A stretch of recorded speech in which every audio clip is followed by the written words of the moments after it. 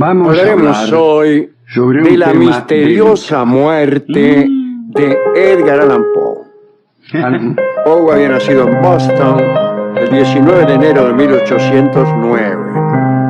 Bueno, como todos sabemos, fue escritor, poeta, crítico y generalmente reconocido como uno de los maestros Un día vamos a tocar universales del relato Bueno, corto. un tema delicado. Fue también renovador de la novela La muerte. gótica y es Se recordado trata especialmente por sus cuentos de terror. personas capaces El o que han sido tonel de capaces a lo largo de la El gato historia negro, de La fosa y predecir el péndulo, momento la caída de su la muerte. casa Usher. Hay algunos que han sabido pronosticar Además, Poe el día fue periodista y exacto en que dueño iban a de un morir. diario, el Broadway Journal. Empecemos Fue por Mark fundado en Twain, Nueva York por Samuel Frederick Clemens, Davis popularmente y John conocido Biscoe, con el en seudónimo de Mark 1844. Twain. Y un año más tarde, Twain nació el 30 de Poe noviembre de compró 1835.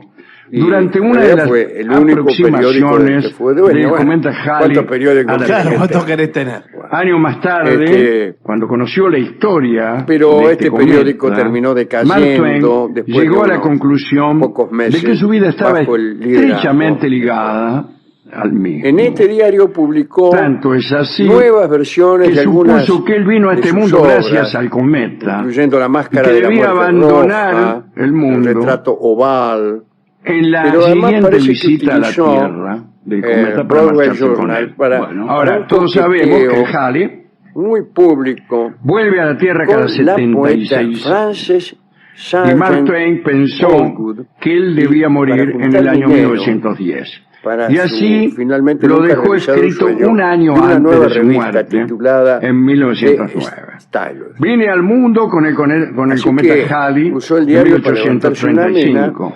y para tratar El de cometa fundar una vuelve el revista próximo que año al final no y fundó. espero marcharme con él. Bueno, el diario fue un Será rotundo la fracaso. mayor desilusión de En mi vida 1846, si no me voy con el Halley. Poe se refugió del Y efectivamente, acoso público. murió en abril junto de a su mujer, 1910, Virginia, ¿no? justo en el mismo Virginia mes quería su prima, en él que se se había casado produjo con el la prima. perihelio, Se el momento refugió en que en el el cometa Bronx, se acercó en más New que York, nunca a la Tierra. en busca de Parece aire que Twain puro. tenía Parece raro, dicho en estos un ego tiempos, importante, irse a New York y en si no busca se de hubiera aire muerto puro. en ese momento se hubiera Pero decepcionado. Virginia tenía Él mismo se tuberculosis asociaba y o se así consideraba un como fenómeno aquí en la Argentina inexplicable. muchos iban a Córdoba, Lo cierto es que el parece escritor que en Estados Unidos iban sigue muy a Nueva presente York, entre al nosotros, Bronx.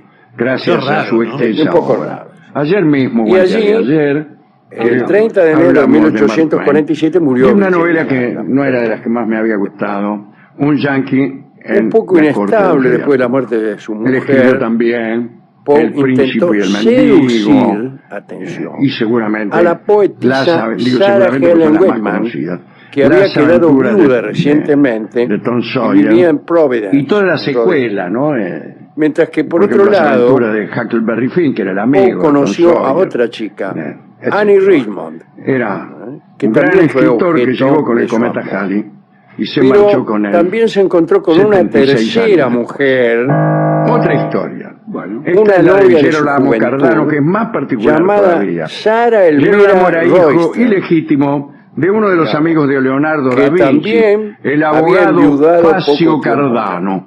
Ahí andaba. Bueno, después de estudiar medicina Ahora en bien, parece Padua, que la que más consiguió le una buena gustaba reputación como era médico la poetisa y en 1539 Sarah entró a Helen formar Whitman. parte en el Colegio Médico de Y Milán. por ella Ese mismo volvió año al norte, publicó donde le algunos propuso libros, matrimonio, se dedicó a enseñar y griego, mientras astronomía, esperaba la dialéctica, respuesta, matemática. bueno, Cardano muy cara dura, es conocido se por ser el refugió primero en publicar en la casa de la una otra, solución de Annie general Richmond. completa Ajá. de la ecuación de Por tercer un lado grado, vivía en la casa y de de la Annie ecuación Richmond, de cuarto mientras grado, esperaba y ver por qué sus le decía aportaciones a la mecánica, la Sarah como Helen por ejemplo Whitman. la cerradura Había de otra Sarah combinación. también, recordemos, ¿Qué le parece? la novia de la juventud, Este era Girolamo Sarah Elmira Royster. Cardano, Y que ahí estaba se casada con Lucia completaba- Baldini, con quien tuvo 2 hijos y una hija, Acá y el mayor de sus hay hijos, una cosa que- después yo no de sé haber si contraído tenemos derecho matrimonio, nosotros. ¿A qué? fue Ya está. acusado de envenenar Bueno, a su Sí, porque esposa, además si son biografías no autorizadas. estas. preparándole un ¿Qué- Uno pastel puede con decir que arsénico,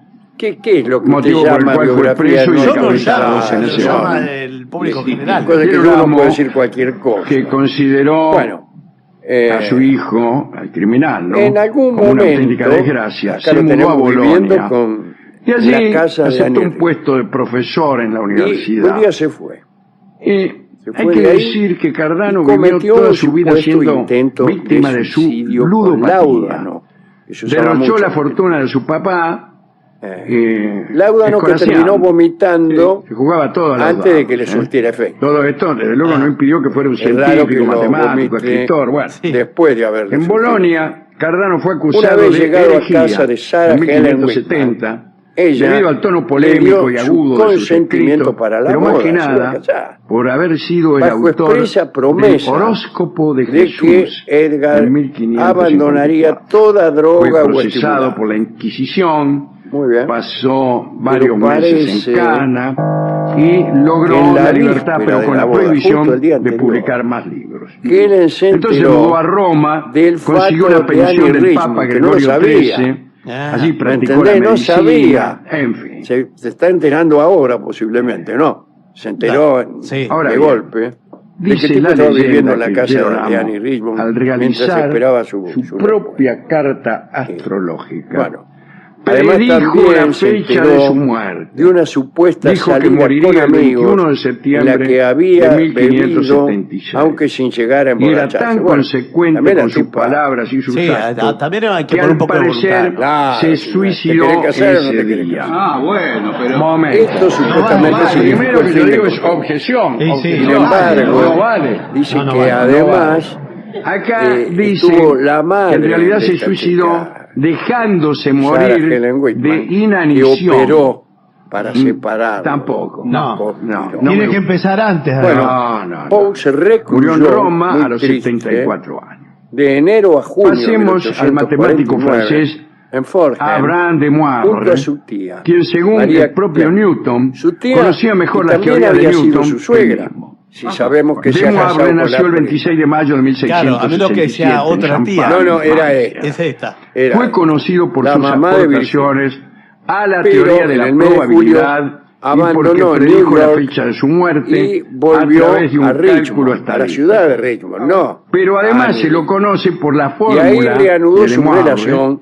y con por su Sarah trabajo Elmira Royster, en la novia de la juventud. la distribución normal se y probabilidad. comprometieron. Fue elegido En miembro de septiembre, la Royal pactaron su boda Society para el de mes Londres siguiente. Y en Paul 1697. decidió regresar al Fue amigo norte de Newton y también en busca de su Halley, tía el María que le dio el para que nombre asistiera al a la cometa. boda. Ah, Cuentan que cuando La le suegra preguntaban anterior, algo a Newton, que también él era la decía, tía, vayan iba a con De asistir a la Moivre nueva boda. a consultar esto, pues él sabe Atención. mucho más que yo. En ese de todas estas momento, cosas. a Ahora bien, partir de ese momento, Abraham de Moivre se tenía perdió 87 todo años rastro cuando de notó que Edgar cada día Allan Poe. dormía 15 minutos más que el día Hasta anterior. su Y repentina supuso y extraña con singular aparición en perspicacia Baltimore que poco el antes final de de su morir, vida llegaría cuando y en un durmiera estado 24 calamitoso. horas. Sí, bueno. Es raro. Se parece al razonamiento de las En uñas. sus últimos poemas, el Este, sentimiento en el dominante club. es una intensa La melancolía. sospecha de tan fatídica Dentro de la obra posibilidad epistolar de lo Poe, llevó al claro, cómputo sencillo que fue que muy intensa durante revelaría toda su vida. la premonición Las en números últimas certeros cartas, de parece luctuosa el precisión. poeta daba Al final del verano de continuas 1754, el gran pruebas de un matemático se alterado percató estado de de salud que con esas consideraciones moriría Señor. el 27 de noviembre de ese mismo año. Ya me estoy Y ese empezando día, a conforme preocupar. a su calculada profecía, Tengo una el carta conocido acá, tengo sabio aquí. que había Sí, contribuido a la original, teoría de sí. probabilidades, Que es de sus falleció últimos meses. con a su puntualidad tía fúnebre. María Clem. Su El 19 de vaticinio se julio de cumplió con 1849. exactitud. Es Poe válido. Poco reconoce envidiable, haber pero bueno, sufrido actitud. Este un es válido. ataque de Ese delirium vale. tremens. Aunque Lo esta dice historia la no carta. parece tener un sustento Leo sólido, la ¿cómo que carta, no? a ver. Sí, De madre hay evidencia bien, de que el nunca bien estuve ponderado totalmente francés que trastornado. vivía en Inglaterra llegó a Fuera de dormir mí. 20 horas Aunque no en bebí el ni una fatal sola gota. proceso que lo iba Durante ese acercando lapso, al día previsto. imaginé las calamidades Y el más diagnóstico del médico fueron que solo certificó su muerte alucinaciones, establecía consecuencia muerte de por un ataque somnolencia. como jamás había experimentado en mis carnes. Para Un terminar, ataque de hablemos del manía músico austríaco apoptú, Arnold que es así Schoenberg, como se llamaba, al delirium tremens. compositor En la casa donde controversial murió su por el esposa estilo de sus Virginia, creaciones digamos que Poe pasó sus últimos no se alineaban con el sistema rectos. tonal, ¿no?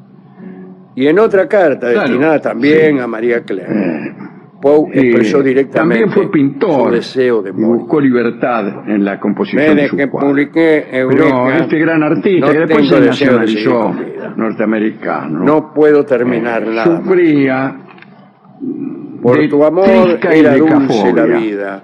que es un Pero miedo hemos de irracional morir juntos. al número 13. Desde que ¿En me serio? encuentro Y aquí, sí, ese he estado padecimiento lo llevó a una vez en cambiar prisión por embriaguez. el título de una de Pero sus aquella obras, vez no que se llamaba estaba Moisés borracho. y Fue por Aarón, Virginia. que contenía 13 letras. En la última carta, Entonces sin embargo, lo abrevió y le puso escrita 3 Moisés y semanas Aarón. antes de su No fallecimiento, Aarón. parecía haber mejorado. El temor al número 13 también Los lo hizo periódicos me han predecir su elogiado muerte. hasta en un ponerme año los múltiplo de ese cuernos de la número. luna. Había En nacido el todas 13 de partes se me septiembre recibe con de entusiasmo. 1874, Eso decía. lo que de alguna Pero al poco forma tiempo, fortalecía su sospecha de la una muerte relación fatal con ese de número. Edgar Allan Poe Estaba convencido aconteció el 7 de que de moriría octubre de el día 13 de algún mes 1849, y algún año. cuando el Y escritor bueno, apenas podría tenía decirse que 40. más o menos predijo su Las muerte, que fue circunstancias de su el fallecimiento 13 de julio siempre de se vieron 1951. rodeadas de misterio. Bueno, Y fue todavía se encontrado muerto en discute su cama causa por unas exacta. complicaciones 4 días Bueno, antes de su muerte, el 3 de octubre, yo voy a agregar uno Poe fue encontrado en las que me calles de parece Baltimore el más en un sorprendente estado de delirante. todos. Según que es Joseph Cátulo Castillo, Walker, famoso autor bueno, de no estamos en tangos, según Joseph Walker, la persona fue que fue la persona que lo presidente o director encontró, de el Saraí, escritor estaba muy durante mucho angustiado tiempo, y que compuso necesitado de ayuda tangos muy, inmediata. pero muy mencioné conocidos. Fue llevado al hospital ¿Cómo? Hoy le mencioné de ese universitario- encuentro. universitario, Sí, perdón, sí, hace un de rato. Washington, Bueno, en donde murió. como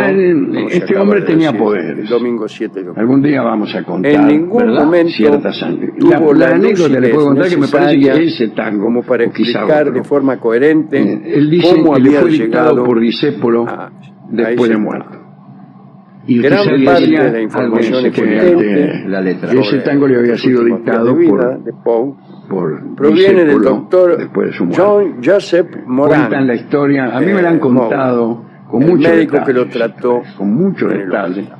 Yo conocía a Poe muchos fue amigos enterrado en de el él. cementerio de Westminster, pero a él lo muchos vi años una más vez tarde, sola, en lo vi en Saraí, 1875, ¿cómo le va? sus restos fueron trasladados a un Pero monumento bueno, mayor. él Las teorías sobre las causas de su decía a muerte todo el mundo que iba a incluyen morir el suicidio, el 19 de asesinato, octubre de cólera, 1975. rabia, sífilis, e A incluso todos les decía eso. haber sido Pero además era un hombre capaz captado por agentes de electorales ciertas pequeñas que lo proezas. indujeron Si a usted quiere de beber magia, para hacerlo bueno, votar, si usted no quiere, y luego milagros, ya en o, estado de digamos, embriaguez poderes abandonaron sus- sobrenaturales, en fin. Sin embargo, la evidencia Era capaz respecto a la de influencia del inducir a alcohol las personas es muy- a hacer algunas cosas. La versión del que él escritor ya argentino decía, previamente muy que era. claro, Sí, ahora claro, cuando Cortázar entre es esa una persona voy a autoridad. hacer que haga esto y aquello. Que fue- Y sucedía. traductor Y sucedió de toda que su se murió obra, nomás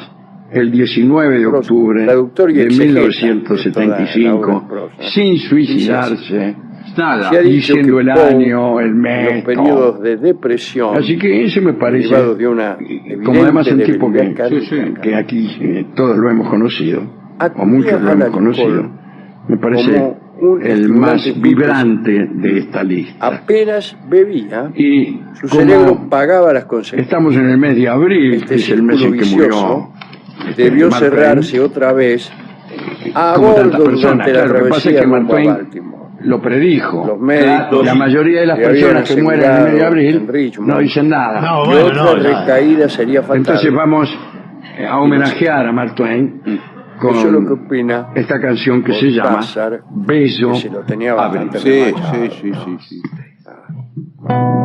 Sí, porque además dieron tantas posibilidades de muerte que Sí, casi prácticamente eran Prácticamente todas. cualquiera tiene. todas. Sí. Sí. Vamos a hablar hoy de la muerte de Ífito.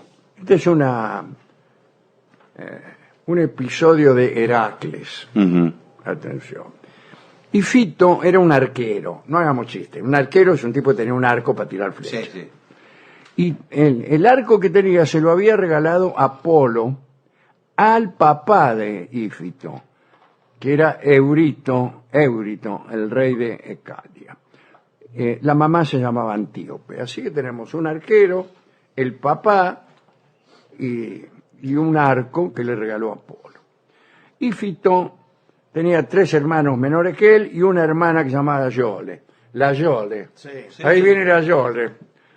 El episodio que contaré comenzó cuando Heracles volvió a Tebas después de cumplidos todos sus trabajos, los famosos 12 trabajos que le había encargado Euristeo. Bien, al llegar a Tebas, Heracles pensó que su esposa, Megara, era su esposa de aquellos años, no le gustaba. Entonces se la cedió como si fuera un bien a su sobrino, que era también que le manejaba el carro, Iolao, que entonces tenía solo 16 años, Megara tenía 33. Heracles hizo esto porque no la quería, no le gustaba más. Y después se propuso encontrar una esposa más joven. Y bueno, por ahí se enteró de que su amigo Eurito, el padre de Ífito, justamente, había ofrecido casar a la Yole con la persona que pudiera aventajarle en un torneo lanzando flechas a él y a sus hijos. Cuando Heracles se enteró, dijo: Es la mía. voy allá, participo y me caso con la Yole. Pero el arco, ojo, esta es una aclaración mía, el arco que poseía Eurito no era cualquier arco, como ya hemos dicho, era un obsequio de Apolo, y el mismo Apolo le había enseñado a Eurito ¿Cómo usar? cómo usarlo. Y Eurito afirmaba orgulloso que él tenía mejor puntería que Apolo todavía. Sin embargo, a Heracles eso no le importó y compitieron. ¿Quién ganó? Heracles. Heracles. Heracles le ganó. Creí que había ganado el otro. No, ganó Heracles. Y el resultado no le gustó nada a Eurito. Que imagínese, iba a tener que entregarle a su hija, a la Yole, en matrimonio. Y encima se enteró de que Heracles había repudiado a Megara, se enteró de todo eso, y se enteró de muchas cosas. Heracles estaba medio loco en aquel tiempo. Cada tanto se le iba la mano y hacía sonar alguno. Así que no tenía mucho interés Eurito en entregar a su hija. Y directamente se negó a concederle la mano de la Yole. Después de tomarse unas cuantas copas de vino para darse coraje, le dijo Eurito a Heracles: nunca podrías compararte conmigo y con mis hijos como arquero si no usaras de mala fe flechas mágicas que jamás fallan el blanco. Y ahí nomás declaró nula la competición y dijo: de todos modos nunca confiaría a mi amada hija a un rufián como tú. Además, eras esclavo de Euristeo, le recordó el tema de las hazañas, y como tal solo mereces que te apalee un hombre libre. Y diciendo esto, expulsó a Heracles del palacio. Heracles no tomó represalias, no inmediatamente, pero juró que se vengaría. Ahora bien, 3 de los hijos de Eurito estuvieron de acuerdo con que el padre no aceptara este matrimonio para la Yole con Heracles. Pero uno de ellos, Ífito, no estuvo de acuerdo y declaró que lo justo hubiera sido entregar a Yole y casarla con Heracles. Al poco tiempo pasó algo. Desaparecieron 12 yeguas de fuertes cascos y 12 robustos potrillos, y todos culparon a Heracles. Y sí. Pero Ífito se negó a creer que fuera él. Y en realidad no había sido Heracles. Los había robado un famoso ladrón llamado Autólico. Claro que era famoso. Es el ladrón más famoso. Es hijo nada menos que de Hermes, el dios Hermes, llamado Mercurio por los romanos. Hermes se hizo cuatrero, es decir, ladrón de ganado, creo que el mismo día que nació o el día siguiente. Era un bebé y ya se afanó unos rebaños, Hermes. Y era el papá de Autólico y le enseñó desde muy niño el arte del cuatrerismo. Autólico era buenísimo. Pero además, su papá, Hermes, le había dado un don. Y el don era cambiar el aspecto del ganado que se había choreado. Mira. El tipo se fanaba a poner Una una vaca, tropilla de zainos Sí. y Le cambiaba el le color. cambiaba el color y eran torridos y nadie lo reconocía. Bueno, ese había sido el ladrón. Pero hizo algo más Autólico. Le vendió a Heracles la tropilla que había robado. Imagínese. Y ahí se le Heracles complica. la compró. Y bueno, entonces va a ser culpable. Porque La compró, pero no reconoció que eran las yeguas que se habían afanado porque tenían otro color. otro color. Ífito siguió las huellas de las yeguas. O sea, no es que las veía, pero las huellas estaban. Y descubrió que se dirigían hacia Tirinto, donde vivía Heracles. Heracles de Tirinto, ese nombre. Y le hizo sospechar entonces que sí, que había sido Heracles en venganza de lo que le había hecho su papá Eurito. Pero cuando se encontró frente a frente con Heracles, Ífito se hizo el gil y se limitó a preguntarle si sabía algo de las yeguas que se habían robado. Y le describió cómo eran. Eran así, de este pelaje, bla, bla, bla. Heracles no reconoció con esa descripción a los animales que le había vendido Autólico y cordialmente le ofreció ayudarlo a encontrar esas yeguas si él aceptaba ser su huésped. Bueno, pero Heracles intuyó también que este muchacho sospechaba de él y esto le amargó el corazón porque no había sido. Después de ofrecerle un gran banquete, Heracles llevó a Ífito a lo alto de la torre más alta de Tirinto y le dijo: mira a tu alrededor y dime si tus yeguas están paseando, Sí. están paseando por estos alrededores. No las veo, dijo Ífito. Y ahí, chao, se volvió loco. Se Heracles. enloqueció. Entonces me has acusado falsamente de ser un ladrón, gritó Heracles. Y lo agarró, como quien dice, el forro de los pantalones. Sí, como quien ya lo dijo. Claro, y lo tiró desde arriba de la torre. Chao. ¿Sobrevivió? No. Al poco tiempo Heracles fue a ver a Neleo, el rey de Pilos, y le pidió que lo purificara. ¿Por qué? Porque, como hemos dicho muchas veces, los asesinos debían purificarse en otro país. Y cada ciudad de la Hela de Grecia era, en cierto modo, otro país, era otro estado. Y era costumbre que el rey de ese estado te purificara. Esto si eras un bacán, ¿no? Claro, claro. Bueno. Y Neleo, el rey de Pilos, no quiso purificarlo. ¿Por qué? Porque Neleo era amigo de Eurito. Entonces dijo, voy a quedar mal, Claro. qué sé yo. Al final Heracles convenció a Deífobo, que era el rey de Amiclas, para que lo purificara.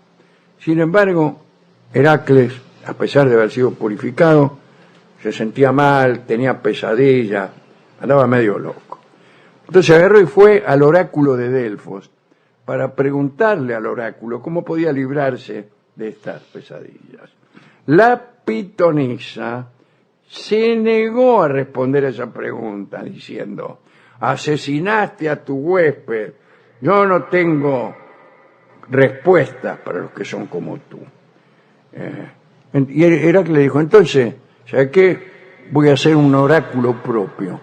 Y agarró, despojó al templo de todas las ofrendas votivas, que eran obsequios relativamente valiosos que la gente dejaba ahí. Y se llevó incluso el trípode, que era donde se sentaba Genodea, que así se llamaba la pitonisa de aquel lugar. Muy bien. Apolo, el dios, se enteró de esto y se indignó. Y fue y lo peleó a Heracles. Dice: ¿qué te pensás que son? Empezaron a pelear, Heracles y Apolo. Apareció Zeus, príncipe de los dioses y padre de ambos, tanto de Apolo como de Heracles. Separó a los dos combatientes con su rayo, los obligó a estrecharse las manos en señal de amistad. Heracles devolvió el trípode sagrado y los dos juntos fundaron la ciudad de Quitio, donde ahora se alzan en la plaza. Ahora es un decir de Graves. Ahora, en aquel momento.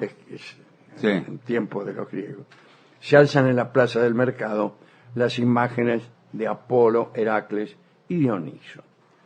Bueno, la pitonisa Genodea fue restituida en su puesto y le dio un oráculo a Heracles. Le dijo: para liberarte de tu aflicción debes ser vendido como esclavo durante todo un año, y el precio que obtengas debe ser entregado a los hijos de Ífito, que se Bueno, está llamaban bien. Esquedio y Epístrofo. Una compensación. Zeus dice: está enojado porque violaste las leyes de la hospitalidad, bla, bla, bla. ¿Y de quién debo ser esclavo?, preguntó Heracles humildemente. La respuesta fue: la reina Ónfale de Lidia te comprará. Obedeceré, dijo Heracles, pero un día esclavizaré al hombre que me ha impuesto este sufrimiento y también a toda su familia. Hay quienes dicen que Heracles nunca devolvió el trípode, en realidad, y que 1000 años después Apolo se enteró de que lo habían llevado a la ciudad de Feneo y castigó a sus habitantes, cerrando el canal que Heracles había abierto para desagotar el agua en tiempos de lluvia. Acá termina esta historia, pero yo preferiría agregar un episodio que tiene que ver con el año que Heracles estuvo en Lidia como esclavo de la reina Ónfale. La reina Ónfale lo usaba como esclavo más que nada porque por ahí aparecía alguna fiera. Claro, el tipo era muy forzudo, Era ¿o muy no? forzudo, algún monstruo, y él la protegía. Pero se hicieron amantes. Por favor. Se hicieron amantes. Acá hemos contado mucho que el dios Pan estaba enamorado de Ónfale. Y una noche Heracles y Ónfale se acostaron en una cueva y, por esas cosas que hacemos los pervertidos, él se puso las ropas de Ónfale y Ónfale las de Heracles, que era la piel de león, Sí. de los naipes Victoria. Bueno. Y se quedaron descansando en una cueva. En la oscuridad apareció Pan. En aquel tiempo la oscuridad era verdadera, nada de veladores. Y entró Pan, empezó a tanteó las ropas de seda de Ónfale y se precipitó sobre ellas, que resultó ser Heracles. Y Heracles lo agarró y le encajó una patada y lo sacó de la cueva. Esa es la historia graciosa. Otra historia también, que es más bien un chisme, es la siguiente. Parece que Ífito, además de admirar mucho a Heracles, bueno, según las malas lenguas, fue también novio de Heracles. Pero estos son chismes. Claro, Chile atrasado, llega Sí. como con un Llegan delay. atrasados, pero yo soy especialista en chismes que llegan atrasados. Bien. Linda historia. Sí. Heracles estaba muy loco, siempre se metía en lío, y cada tanto, como acabo de decir, hacía sonar alguno. Por ejemplo, a Ífito. Claro. Pero antes, discúlpeme. Sí, ya venía así. Sí, sí. Sí. No, está bien, señor. No, Todas no. las ideologías. No, Sí, bueno, sí, sí, pero- sí. Bueno, ¿con qué canción podríamos ilustrar Hay, ese relato así tan... hay impostores, hay mutaciones. Hay caballos. También. Hay mujeres despreciadas, Sí. Mm. hay competencia. Vamos a escuchar. A mí me gustó La Tropilla, Sí. que se robó Autólico. Sí, sí. Y entonces yo creo que hay una canción compuesta en homenaje a esa tropilla, Mire usted. que se ¿En llama serio? La Tropilla. Ah, Cuyo bueno. autor es Mario Pardo, un prócer de la guitarra argentina. La va a cantar Edmundo Rivero. Contaremos la reacción de algunas de las enamoradas de Napoleón ante su muerte. ¿Quién lo lloró más? Bueno, Bueno, si empezamos por las mujeres, por las esposas de Napoleón, debe decirse que Josefina no lo lloró porque tomó la precaución de morirse antes. Y María Luisa no lo lloró porque no lo quería más. Y ya se había puesto de novia con el general austríaco Neipperg. Ahora, entre las amantes, tal vez estaba María Valesca, es la primera que se nombra aquí, también murió antes, ya se había casado con otro. En realidad, si yo no recuerdo mal, María Valesca estaba casada con otro cuando conoció a Napoleón, que casualmente se llamaba Valesca, me parece a mí, ¿eh? Y un poco le encargaron que sedujera a Napoleón para conseguir ventajas políticas para Polonia, cuya existencia como país estaba en entredicho, ¿no? Estaba en peligro. ujú. Entonces la mandaron a María, que para mí estaba casada con otro señor, pero yo toco de oído si puedo cometer errores.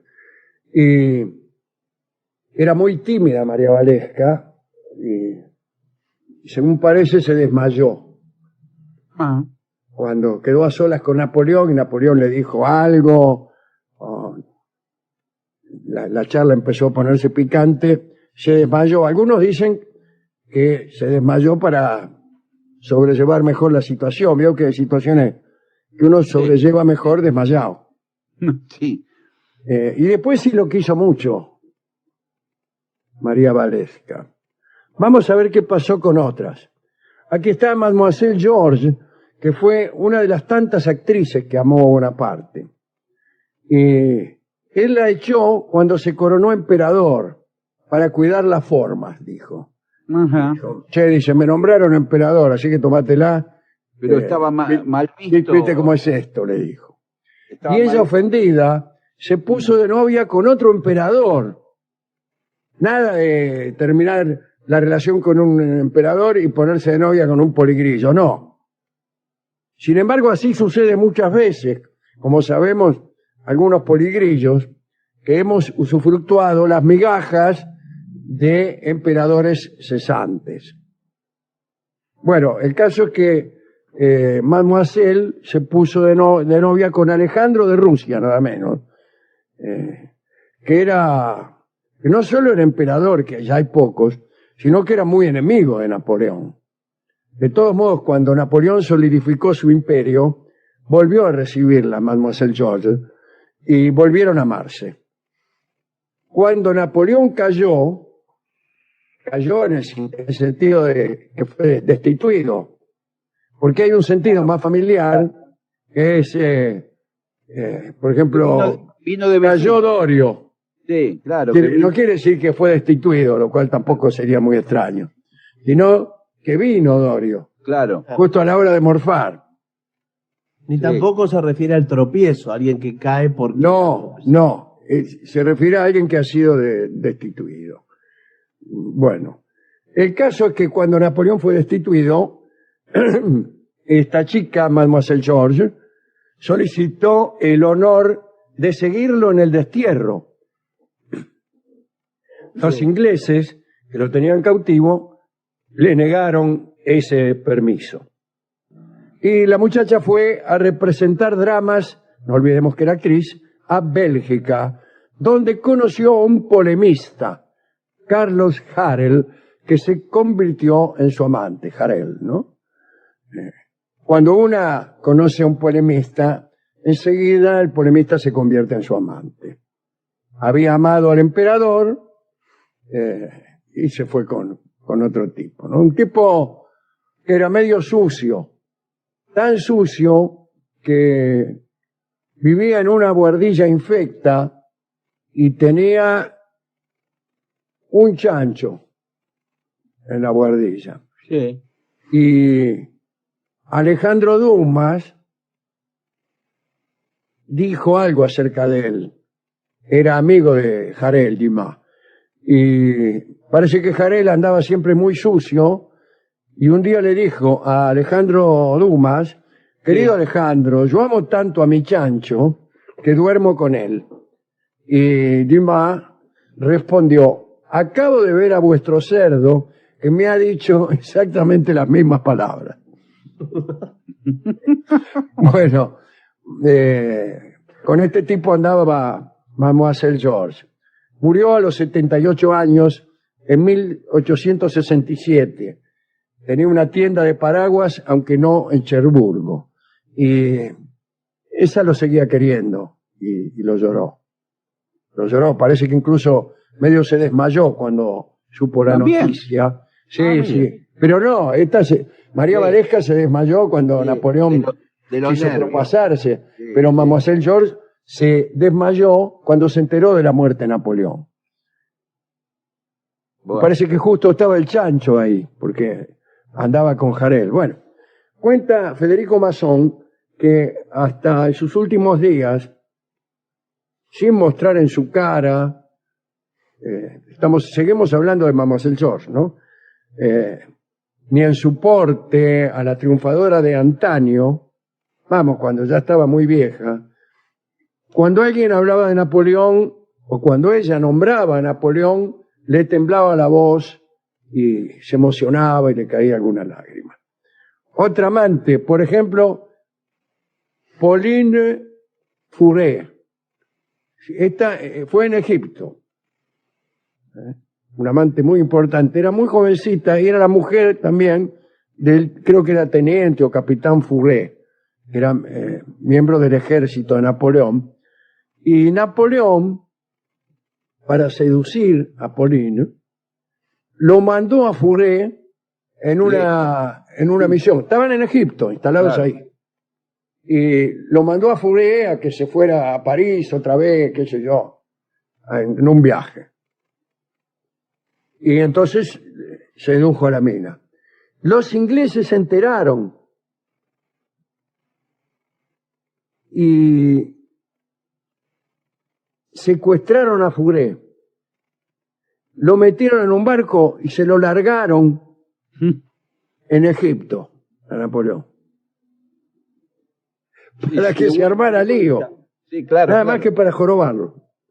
Y lo lograron, se armó un escándalo, imagínense. Bueno, después ella fue amante durante muchos años de Napoleón.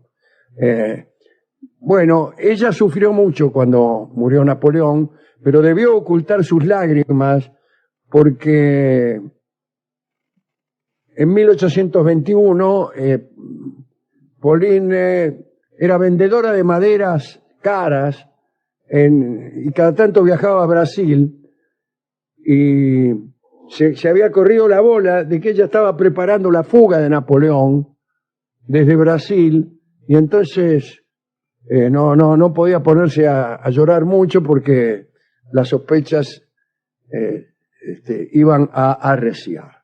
Así que se hizo lautaria, no dijo nada. La duquesa de Abraham, en sus memorias, dice que en realidad la venta de maderas caras por parte de Pauline Furet ocultaban justamente, era una tapadera para que Pauline viajara a América y organizara la fuga de Napoleón. El rumor de que estaba en Santa Elena, usted sabe que es una isla, está en el medio del océano. Sí. Así que mejor, para fugarse, mejor tener apoyo desde el lado de América que desde el lado de Europa. Bueno, el caso es que Pauline no solo no pudo llorar a Napoleón, sino que tuvo que hacer una declaración pública afirmando que Napoleón la había abandonado y que era la última persona a quien ella ayudaría a escapar. Que nunca se sabrá si decía la verdad. Pero lo que sí se sabe es que cuando se enteró de la muerte de Napoleón, se encerró en su casa y nadie la vio salir por varias semanas. Bien. Citemos por último a la primera novia importante de Napoleón, Désirée Clary, que fue la que ayudó a Napoleón en el triunfo del 18 de Brumario, ¿no? Désirée tenía una hermana, no me acuerdo cómo se llamaba, pero andaba la hermana con el hermano de Napoleón, con uno de los hermanos, creo que con José, sí, con José, el que después fue rey de España. Y entonces andaban los dos hermanos y hermanos. Después, José se peleó y Napoleón también, pero se le había pasado por la cabeza incluso casarse a Napoleón con Désirée Clary hasta que apareció Josefina. Ajá.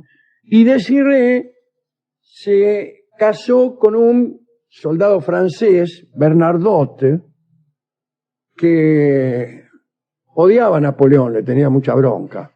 Pero sin embargo, Napoleón lo nombró rey de Suecia. Se convirtió en rey, sustituyó a Carlos XIII de Suecia, y esa dinastía, la de la familia Bernadotte, es la que hoy mismo reina en Suecia.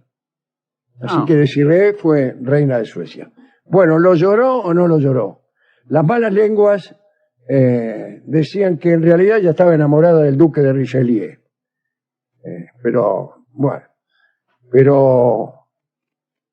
esa es otra historia. Désirée, no sé si lo lloró o no lo lloró. No lo sé, ¿qué quiere que diga? Bueno, está bien. Bueno, para mí no. No. Algunos dicen que ella lo seguía queriendo, pero el marido era muy celoso, entonces se abstenía de hacer cualquier declaración a favor de Napoleón, su novio, su antiguo novio. Mire, Josefina, Sí. en realidad no lo lloró porque se murió antes, pero ¿sabe qué? Cuando se murió, su última palabra fue el nombre de Napoleón, es decir, murió con el nombre de Napoleón en su boca. Es raro todo esto, ¿no? Pero hay un pensamiento perezoso, inconducente, si usted quiere, pero que todos tenemos en algún momento, y saber qué dirán nuestras amantes, nuestras novias, nuestras cuasi novias, nuestras vicenovias, allí cuando nos reventemos, la boca se le haga a un lado, ¿no? Así que yo voy a hacer una cosa, Gillespie. Sí. Algún día le voy a entregar una lista de algunas de mis amantes, para que llegado el caso que yo me llegue a morir, Dios no lo permita, usted se encargue de verificar o de hacer una especie, verificar los resultados de un PRODE que yo voy a hacer. A ver quién lo llora y quién no. Claro, voy a hacer un PRODE con las que van a llorar, las que no van a llorar, incluso las que no se van a enterar, que son desde luego la mayoría. Se lo voy a entregar a usted y usted dirá, tenía razón el finado o no le pegó ni una. Así que hágame acordar, Bueno. porque podría olvidarme yo e incurrir en el error de morirme y dejarlo a usted sin la posibilidad de hacer esa interesante comprobación. Interesante no para usted, desde luego, pero sí para mí. Para mí que ahora estoy vivo. Sí, bueno. pero Así que, después- bueno, Le digo entran que- todas que- las mujeres, entran todas las mujeres que han sido mis amantes. Le digo que ya circulan listas apócrifas. No, pero de todos modos, no hace falta tener muy buena memoria para acordarse de las mujeres que me han amado. Incluso hasta hace falta un poco de imaginación más que de memoria. Por favor. Entonces, usted hace lo siguiente. Va a golpear la puerta, Sí. fíjese si salen llorando, o si tienen la radio a todo lo que da, y salen con paso de murga, si están con otro tipo. Sí. Bueno, si están con otro tipo, bueno, no importa, porque si yo ya me morí, no van a estar conmigo. Pero uno cree que es titular hasta después de muerto, ¿vio? Sí, señor. Bien. Y bueno, ¿a quién podemos dedicar esto? A todas las chicas que han amado a Napoleón y se entristecieron por su muerte. ¿Eh? Y a Josefina, que a pesar de haber muerto antes, como hemos dicho, nombró a Napoleón en el momento de su muerte, ¿no? Pobre Josefina, que le fue muchas veces infiel a Napoleón, lo traicionó de mil maneras, pero lo quería. A veces la persona que más nos quiso no es la que más fiel nos ha sido. Algunas personas son fieles por convicciones propias o por comodidad y no por amor. Así que por ahí nos quisieron más las que alguna vez nos engañaron. Vaya a saber, ¿no? Vaya a saber, qué sé yo. Bueno. Hemos ido a la discoteca y el discotecario no nos pudo atender porque estaba con su amante. Por favor, señor. Así Qué poco que profesional que es. nos dio un disco que es este, que es el tango Recordándote. Es un tango muy bello y la palabra establece una inmediata relación con este tema. Canta Gardel, adelante. Los amores de Felipe de Orleans y la muerte de su esposa Enriqueta. Atención, una linda historia, así que ubiquémonos en Francia en 1667. El rey era Luis XIV. Tenía, como saben ustedes, un hermano, Felipe de Orleans, conocido como Messier. Le llamaban Messier.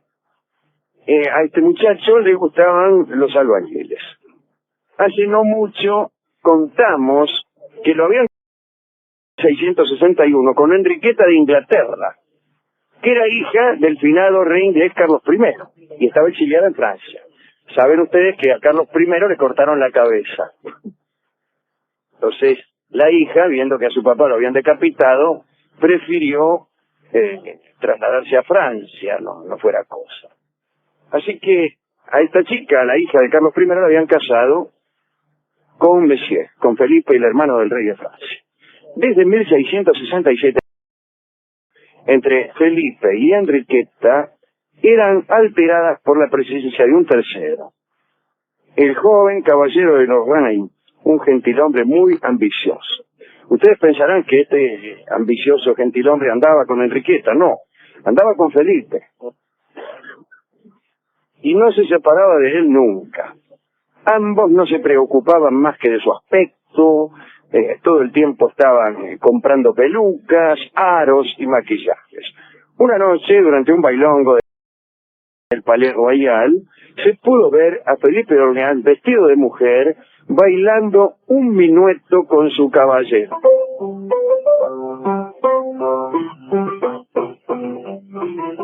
Bueno, Enriqueta asistía con un poco de vergüenza. A una, cuando su marido baila el minueto con otro señor, le da un poco de vergüenza. ¿A qué negarlo de claro? Un día que festejaba con el caballero, habituales compañeros de juerga, Felipe tuvo una idea extraña. Esto lo cuento, no forma parte de la historia, pero para que vean cómo se divertía Felipe. Se encontraba en el baile un coronel llamado Gualión, cuya gordura era prodigiosa. Cuentan que el príncipe imaginó interesante comer una tortilla sobre el vientre del coronel Gualión. Todo el mundo aplaudió la ocurrencia y Gualión se sacó la camisa, se extendió sobre el suelo. El dinero acudió entonces a depositar la tortilla sobre la panza y los demás empezaron a comer mientras se oían los quejidos del coronel que se moría de las cosquillas. Estas eran las fiestas de Monsieur. Pero después de esa cena, Felipe y el caballero de Lorraine decidieron ir con sus amigos a pasar la noche a casa de una cortesana famosa llamada la Neveu. Allí permanecieron hasta la madrugada haciendo 1000 locuras. Calcule, ya venían de comerse una tortilla sobre la panza de Gualión, ya les parecía poco. Inesperadamente el príncipe, que se estaba aburriendo un cacho, dijo: ahora van a ver lo que hago. Y mandó a buscar a un comisario. Mandó a uno a buscar a la policía. Dijo: andá hasta la comisaría y llama a la cana, decí que aquí estamos haciendo mucho ruido. Llega el comisario con unos cuantos vigilantes y encontró a la cortesana, a la Neveu, en una catrera entre Felipe y mientras estaban allí en la cama, el trío lanzaba unos gritos tremendos. Los demás, todos los demás, estaban escondidos en la habitación vecina. El comisario, que es la entidad de los hombres acostados, los retó por desvarío sonoro y les ordenó levantarse. Como se burlaron de su orden, mandó entonces a que los vigilantes los pusieran de pie a la fuerza. Pero mientras se realizaba esta operación, los que estaban escondidos salieron y empezaron a hacer de la manera más respetuosa. El comisario, sorprendido por los honores que se conferían a aquel hombre, cayó en el mayor de los terrores cuando reconoció nada menos que al hermano del rey. Oye, el de los calzoncillos era el hermano del rey. Entonces se inclinó ante los pies de su Alteza, imploró piedad, y Felipe, Monsieur, muerto de risa, le dijo: bueno, dice, calmado, bien parado de esta aventura. Y lo invitó a participar de la reunión, y el comisario fue uno de los participantes más entusiastas de aquella orgía. Así que es comprensible que Enriqueta, la esposa, sufriera mucho por estas aventuras, y también que deseara ver alejarse al caballero de Lorraine, que era uno de los principales organizadores de todos los desórdenes. Pero Felipe sostenía a este favorito y reprochaba, él respondía con insultos groseros, que no nos ha sido dado repetir en este acto. Desde luego había entre aquellos esposos escenas terribles. Gato, rata, sinvergüenza, compadrito, se le acaba. Una noche, durante una crisis nerviosa, el Monsieur pataleó, rompió un mantel, tumbó sillones y gritó: si continuáis atacando a mi amigo, os enviaré a Inglaterra. A eso se lo digo. Muy conmovida, Enriqueta le fue a informar al rey de aquella amenaza, a Luis XIV. Y Luis XIV se preocupó, porque Luis estaba intentando arreglar con Carlos II de Inglaterra, que es el hermano de Enriqueta, que había vuelto al trono, había restaurado la monarquía, estaba intentando hacer una para unirse contra Holanda.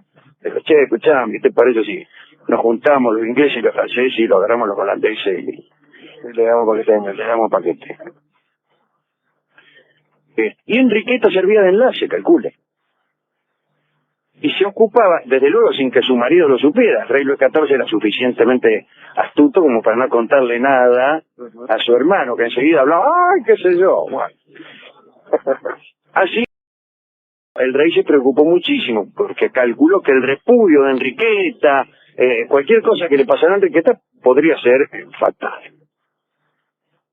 Y Enriqueta le dijo al rey que ya estaba cansada del caballero de Lorraine. Dice, mire, es el caballero de Lorraine el que está incitando a mi marido en mi contra, y fíjese, ¿qué podemos hacer? Y el rey buscó entonces el modo de echar de la corte al caballero de Lorraine, pero no se le ocurrió nada. En cana. Cuando se enteró Felipe de que habían mandado en cana a su novio, se desvaneció entre lamentos. ¡Ay, ay, ay! ¡Hoy, hoy, hoy! Y después se presentó ante el rey su hermano, gimió, lloró, pero el rey no le hizo ningún caso. Cuando terminó aquella reunión, Felipe declaró algo que el rey no esperaba. Dijo, bueno, está bien, me voy a retirar con mi esposa al campo, al castillo de Villiers-Cotolet.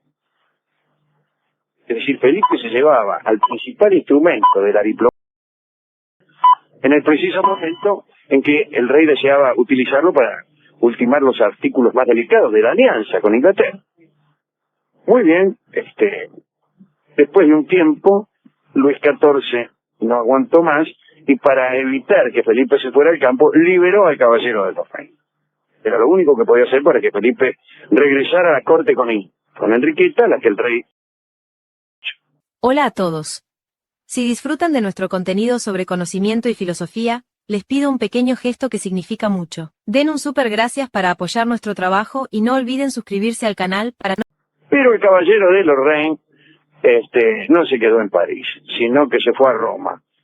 Nunca olvidó que por culpa de Enriqueta había terminado preso y enseguida desde Roma empezó a mandarle cartas a su amigo Felipe en las que hablaba peste de Enriqueta. Che, Felipe, Enriqueta es la que tiene culpa de todo esto, ella le cuenta al rey esto y el otro, a vos te parece, etcétera. Mientras tanto, apenas Enriqueta regresó del campo, reanudó con Luis su plan de un viaje a Inglaterra para terminar con la alianza, el Tratado de Douvres, que después se firmó, ¿no?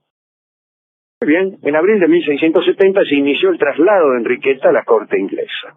Entre las damas que constituían el séquito de Enriqueta, había una rubia de 20 años llamada Luisa de Querouaille, que era llamativamente hermosa y cuyo fin era seducir al rey inglés Carlos II para que firmara el tratado. Salió todo bien. Enriqueta estuvo en guerra, la mina esta lo sedujo a Carlos II, el tratado se firmó, la alianza entre Francia y Gran Bretaña contra Holanda quedó sellada, Enriqueta regresó a Francia cubierta de gloria, pero sucedió algo. El caballero de Lorraine, que estaba en Roma, viendo la importancia que Enriqueta, su enemiga, tomaba en la corte, comprendió que en tales condiciones no podría jamás regresar a París y ser feliz. Así que habló con un italiano, un provenzal llamado Antonio Morel, y le dijo, mira, tengo un trabajo para vos. Esto es veneno. Andá, dice, a París y envenenámela a Enriqueta, la mujer de Monsieur. Muy bien, dijo el tipo, Morel, llegó a París, contrató al marqués de Fiat, que era compañero de Lorraine, le entregó el veneno y le dio unas instrucciones. El marqués de Fiat envenenó la taza de Enriqueta. Y durante una tarde en que todos tomaron café, Enriqueta se murió. Cayó redonda. Todos buscaron el veneno en el café, pero nadie lo encontró porque este hombre había envenenado la taza. Por eso es mala política tomar siempre la misma taza, como hacen algunos, creyendo que con eso aseguran su higiene. En esta taza toma solamente fulano, en este taza mengano, en esta palangana se da pediluvios, mi cuñada, no. Todo eso es peligrosísimo, porque el envenenador, ya sabe dónde ir, ya sabe, se envenena la taza y listo, cae redondo. Eso fue lo que sucedió. Y murió. Murió entre dolores terribles. Usted sabe que es muy doloroso morir con la taza envenenada. Felipe, desde luego, no entendía nada. El rey por todo, pero no actuó. Pensó que el Tratado de Douvres podría romperse si los ingleses conocían el crimen que acababa de cometerse sobre su querida princesa. Era preciso apuntalar la creencia de una muerte natural. Entonces el rey ordenó que hicieran una autopsia, pero prohibió a los médicos encontrar veneno. Háganle la autopsia, dice, pero por orden real no encuentren veneno. Los declararon inmediatamente que Enriqueta había muerto de cólera mórbido. Y Carlos II de Inglaterra, el rey, aparentó creerlo todo, y el Tratado de Douvres se salvó. Y como nadie debía sospechar un crimen, se autorizó al caballero de Lorraine su regreso a la corte. Dicen que Felipe lo recibió, el caballero de Lorraine, tiernamente, y ahí ya sin esposas y celos vivieron su historia de amor. ¿Te gustó? Terrible esta historia de Carlos Rico. Es una historia, no es triste, sino más bien asqueante. Sí. Sí, pues un miserable dando vueltas por ahí. Mucho miserable. Yo no digo porque que no se puedan comer una tortilla sobre la panza del caballero Gualión. Está bien, ¿te gusta comer tortillas sobre la panza de un gil? Dale, ya voy a meter, claro. Que griten a la noche, bueno, está bien, ¿qué querés? En una orgía se puede. En una orgía, bueno, señor, que nos dicemos te quiera. A veces vienen los vecinos, los que viven al lado de la orgía, vienen, dice, ¿qué se cree? Yo mañana me levanto temprano. Por un gil que se levanta temprano, vamos a suspender una orgía de 39. Claro. Vení a participar y di. Claro. Estoy como el comisario. Ponete acá que hay lugares. No te apures, ya te vas a llegar. Sí. Anda, ¿querés un pedazo de tortilla?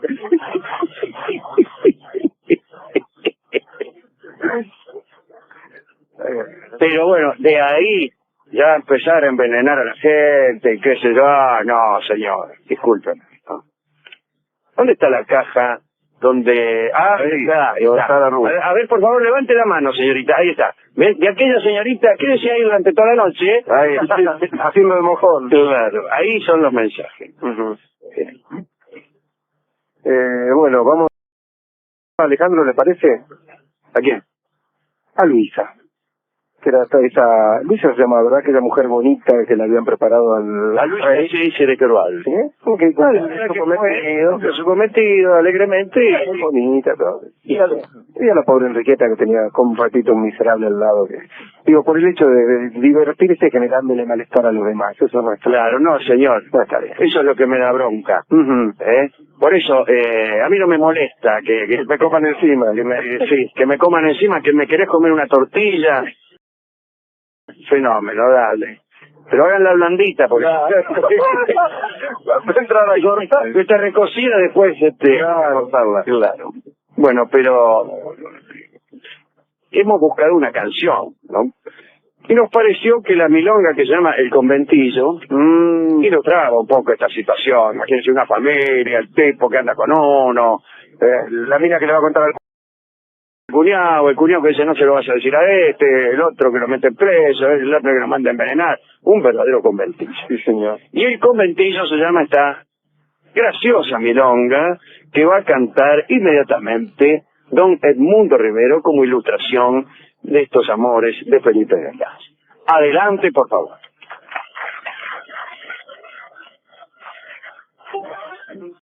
Hablaremos hoy de Madame de Feuchères.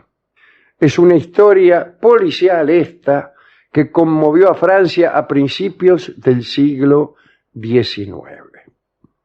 Empecemos diciendo lo siguiente. La familia Condé era una rama menor de la familia de los Borbones. Los príncipes de Condé disfrutaban de una considerable posición y hemos hablado muchas veces de ellos. Casi todos se llamaban Luis o Enrique o José o Antonio o todo junto. y en sus diversas combinaciones. Hoy contaremos lo que le sucedió al anteúltimo de aquella familia, el duque Luis Enrique José de Borbón-Condé. El 27 de agosto de 1830, a la mañana, el castillo de Saint-Leu, morada de Luis Enrique, estaba en silencio. El dueño de la casa no había informado a los domésticos de su despertar. A eso de las 8, Leconte, el camarero, fue a golpear la puerta del duque. Al no obtener respuesta alguna, Leconte pensó que Condé, que por entonces tenía 73 años, estaba polillando con Madame de Faucher, su querida amante. Y se las tomó. A los 9 volvió. Ay. Sí, se tocó el timbre. Y, Se había modernizado. y llamó de nuevo. Nada. Asustado entonces, intentó abrir la puerta, pero estaba cerrada por dentro. Leconte llamó al médico, Bonny, y fue a ver si Madame Faucher estaba en su habitación.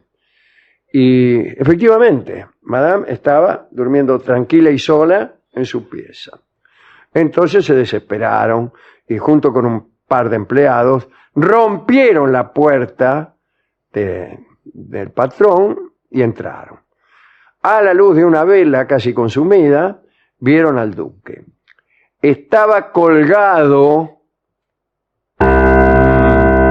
del postigo de una ventana. Todo hacía pensar en un suicidio. La pieza estaba ordenada, no había ninguna huella de violencia en el cuerpo. El doctor de la casa, Bonny, dijo que el suicidio era, sin embargo, improbable, porque explicó que el duque no podía realizar el gesto de ponerse la soga al cuello. ¿Por qué? Porque una antigua fractura de clavícula le impedía levantar la mano derecha. Ah, mire usted, claro. Bueno, dice, le queda la izquierda. No, en la mano izquierda, por la guerra, solo tenía un dedo. Sí, ¿cuál? Sí. ¿Y no alcanza para eso? Y la utilizaba. Claro. Utilizaba esta mano con mucha dificultad, imagínense, Claro. con un dedo solo. El detalle que más llamaba la atención era que los pies del difunto no habían dejado completamente el suelo. Estaba apoyado en un ahorcado un poco extraño. Claro, sí. El tipo parado, Pero colgado, pero con los pies en el suelo, entonces no estaba ahorcado. tocando el suelo. Es Y bueno, raro. ¿qué quiere que le haga yo? Sí, o sí. Y además no podía, con la mano derecha no se podía poner la soga al cuello, y con la izquierda tampoco, o no sé qué, pues tenía un dedo solo. Entonces, bueno, lo colgaron, vamos a decir. Eso es lo que pensaba la policía, ¿no? A todo esto, Madame de Faucher, que entraba a la habitación y se desplomaba en un sillón entre llantos y gemidos. ¡Ay, qué es esto! ¿Qué es esto? ¿Qué es esto? Allá por las 11 de la mañana, el rey, Luis Felipe de Orleans, aquel con cabeza de pera, fue informado de la muerte del príncipe de Condé. Recordemos que Luis Felipe fue rey entre 1830 y 1848. Eran los tiempos de la restauración monárquica. Por la tarde, habiendo hecho una investigación, un funcionario escribió al rey. Dice: las circunstancias de la muerte son demasiado extraordinarias. Recomiendo las verificaciones que exige este fatal acontecimiento. A pesar de todo, el 7 de septiembre de 1830, la Cámara del Consejo del Tribunal emitió una orden así: la muerte del duque ha sido voluntaria. La justicia pública no tiene en esta circunstancia pesquisa alguna que realizar, ni culpable alguno que perseguir. Punto. Estas conclusiones dejaron estupefactos a unos cuantos. Es que los rumores señalaban a Madame de Faucher, la querida, la amante, la que andaba con Condé, como culpable de aquella muerte. Madame de Fischer era una mujer hermosa. Tenía 32 años menos que su amante. Era inglesa, hija de un pescador de la isla de White. En realidad se llamaba Sophie Dowis. Se llamaba. Y a los 15 años fue a Londres con la ambición de ser actriz. Después de varios intentos desgraciados en el escenario del Covent Garden, decidió, dice la crónica, lanzarse a la vida fácil. ¿Qué sería, por Que ejemplo? no sé qué puede ser. Si no, yo ya me hubiera lanzado. Sí. El duque de Borbón-Condé, que andaba exiliado por aquel entonces en Inglaterra, se encontró en Londres en 1811, la vio y se enamoró. Sucedió que en un bailongo en una casa de Piccadilly, Condé vio a Sophie Dowis y dice que seducido por sus ojos azules, de mirada insolente, su ardor, su audacia y su gusto por el detalle, Luis Enrique la instaló en su hotel londinense. La joven se convirtió en la organizadora de los placeres del noble. Con la colaboración de algunas de sus antiguas camaradas, inventaba diversiones de un erotismo muy avanzado que llegaban a avergonzar a Condé, que según dicen ya lo había visto todo. Así que bueno.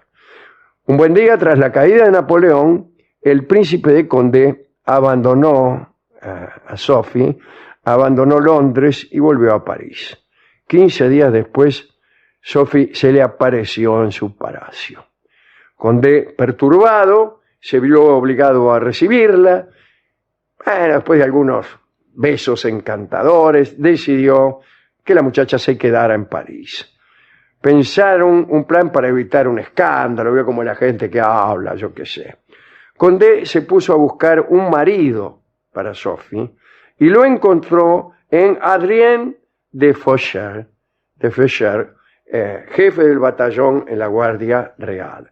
La boda tuvo lugar el 6 de agosto de 1818 y los nuevos esposos se instalaron ahí en el Palais Bourbon, propiedad de los Condé, y semanas más tarde, una noche, alguien le reveló al militar de Fischer su infortunio. Le digo, mirá, te casaste con la amante del príncipe de Condé, así que ahora aguántatela. Furioso por haber sido engañado, se fue a quejar a Condé. Otra vez. Otra vez. Soy el marido, dice, de su amante, me vengo a quejar. El príncipe levantó los hombros. Quiere decir que no le dio ni bolilla. Y Fischer, espantado, decidió abandonar a su esposa. Y así fue como Sophie, ahora Madame de Fischer, pasó a vivir con el príncipe de Condé. Dice la crónica que las cotidianas justas amorosas, batallas amorosas, llenaban de admiración a los domésticos. Ah, mire, como público. Claro, Sí. me imagino, si no, Sí. ¿qué otra clase de admiración podrían llegar? No, a quizás sentir? lo conjeturaban, lo veían. Claro, entrar lo y- oían, escuchaban tal vez más que veían. Sí. Bueno, agradecido a la vida, Luis Enrique de Borbón-Condé hizo un testamento por el cual legaba a Sophie sus ricos dominios en Saint-Lô y en Boissy. Ahora bien, desde entonces las malas lenguas decían que Madame de Fischer vivía en la desvergonzada espera de la muerte de su amante. Oh, qué gente tan mala. Y se pensó que la muerte descrita al comienzo de esta historia, la muerte de Condé, se debió a un simple gesto de impaciencia. Claro, La mina le dio estaba la apurada, ansiedad. quería que se muriera de una vez y lo ahorcó. Sí. Lo colgó, digamos. O lo mató primero y lo ahorcó después, andá a saber. Esta fue la primera hipótesis, pero pronto se supo que el asunto no era tan sencillo. En 1827, Sophie de Fischer temió que el testamento hecho en su favor fuera reclamado por los herederos naturales de Condé. Había un hijo de Condé que se había muerto, pero que tenía una familia gigantesca. Entonces la muchacha buscó un cómplice poderoso para garantizar que nadie le tocara la herencia. Sophie eligió para eso ni más ni menos que al duque de Orleans, el mismísimo Luis Felipe, que todavía no era rey en ese entonces. Su plan era simple. Imaginó convencer a su novio, Condé, esto era antes de que se muriera, Sí, después iba a ser muy difícil. a que legase todos sus bienes al duque de Aumale, que era el hijo de Luis Felipe de Orleans, a fin de que éste, en agradecimiento, aceptara dar validez al legado del cual era ella beneficiaria. Para ser más claro, la herencia de Sophie se convertía en una comisión, nada más, sobre el maravilloso negocio que les permitía hacer a los Orleans, que además estaban a punto de reinar en Francia. Les digo, Claro. yo le arreglo, ustedes lo heredan, pero yo voy al 10%. Yo voy al 10%, no sé cuánto lo arreglaron. Sophie, a través de Talleyrand, a quien nombrábamos no con cariño hace poco, consiguió comunicar el proyecto a Felipe de Orleans. Y así, la muchacha alegre de Londres no tardó en convertirse en amiga íntima de la futura Casa Real. Se la mimaba, se la llenaba de homenajes a cualquier hora, pero Condé, que todavía vivía, se puso difícil. Madame de Fischer intentó por todos los medios inducir a su amante a redactar un testamento a favor del duque de Aumale. Pero Condé, que detestaba a todos los descendientes de Luis Felipe, se negó una y otra vez. Sophie cambió entonces de actitud, se volvió violenta. A veces lo golpeaba a su amante, Luis Enrique. Un día, un varón llamado Serval se presentó de improviso en el palacio y encontró a Luis Enrique con la nariz rota. Al verlo, le aconsejó que abandonara a su querida. El duque respondió lo siguiente, el príncipe Condé: me ha amenazado con marcharse y no podría aceptarlo. Vos no conocéis la fuerza de una larga costumbre y la fuerza de un afecto que no puedo vencer. La escena entre Sofía de Fischer y su amante duró en realidad varias semanas. Finalmente Condé cedió y el hijo de Felipe de Orleans fue declarado heredero universal de la mayor fortuna de Francia, con la excepción de varios millones que iban de coima para Madame de Fischer. Aquella noche hubo una gran fiesta en el Palais Royal de los Orleans. Unos meses más tarde, el duque de Orleans subió al trono. Inmediatamente, y arrepentido, Condé preparó su salida hacia Suiza. Se había hecho llevar por los criados toda la guita que había podido juntar en los bancos, habrá vendido sus propiedades, no sé qué, y se iba a rajar para Suiza. Y Sofía intuyó esos preparativos y corrió a alcahuetarle a Felipe de Orleans. Al enterarse de que Condé se disponía a abandonar Francia, Luis Felipe se aterró. Si se marchaba con el testamento, además, escapaba a la influencia del rey y el heredero de los Orleans quedaba desheredado. Un misterioso encuentro entre Luis Felipe y Madame de Fischer tuvo lugar el 25 de agosto de 1830. Y el 27 de agosto, 2 días después, es la jornada en que comenzó esta charla, cuando lo encontraron colgado a Condé, colgado de la ventana de su habitación. La hipótesis del sector de la aristocracia opuesta a los Orleans fue que Condé había sido asesinado a petición de Luis Felipe. Dicen que Sophie lo ahorcó y lo dispuso tal como lo encontraron. Para dejar la puerta cerrada por dentro, dobló en dos un hilo, todo eso. Todas esas maniobras. Esas maniobras tan aburridas de describir. Luego no tuvo más que tirar del hilo, bla, bla, bla. Y nadie fue castigado. Días después, Sofía de Feuchères y los Orleans se repartieron el dinero de los Borbón Condé. Pasaron los años y entre sus millones, un día a Sofía le agarró la culpa. Y el castillo de Saint-Lô fue derruido por orden suya. En el lugar donde Luis Enrique había sido colgado, se erigió una columna de mármol en su honor. Y, odiada por los franceses, regresó a Londres, Sofía, donde murió en diciembre de 1840. Su tumba aún se puede ver en el cementerio de Kensal Green. Una tercera hipótesis, para terminar, acerca de aquel drama. Parece que Condé había muerto víctima de su lascivia. Investigaciones postreras dicen que circulaban rumores entre la nobleza de que Condé había muerto complaciéndose a sí mismo.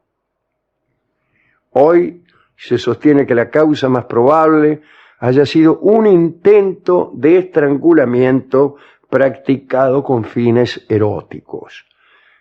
En esto habría estado implicada Madame de Feuchères, quien, en un intento de encubrir la vergonzosa situación, simuló un suicidio.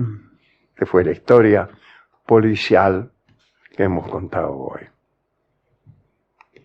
¿Con qué podemos ilustrarla? Bueno, hoy nos pedían un tango de Jorge Vidal. Sí, es verdad. Y podemos escuchar este que fue compuesto rememorando tal vez. Hablaremos hoy de muertes extrañas. Tenemos un pequeño catálogo que vamos ampliando constantemente conforme la gente se muere. Y que está amueblado con muertes extravagantes, ridículas. La muerte siempre tiene algo de ridículo. Bueno, empecemos por el Papa Adriano IV, que fue el único inglés en alcanzar el pontificado.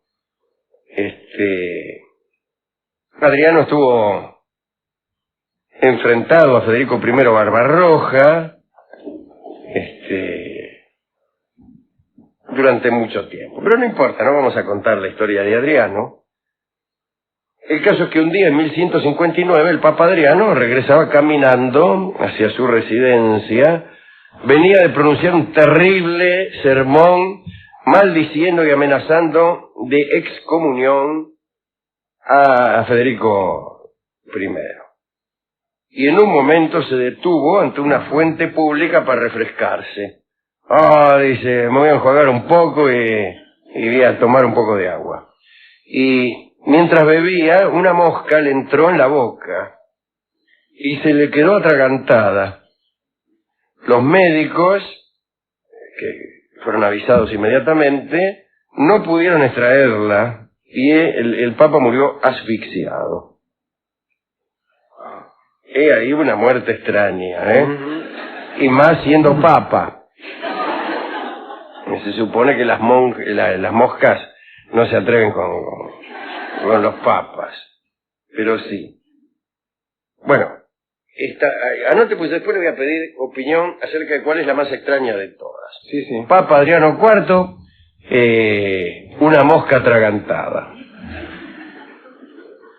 No puede estar ausente la muerte de Esquilo, un amigo de este programa, ¿no?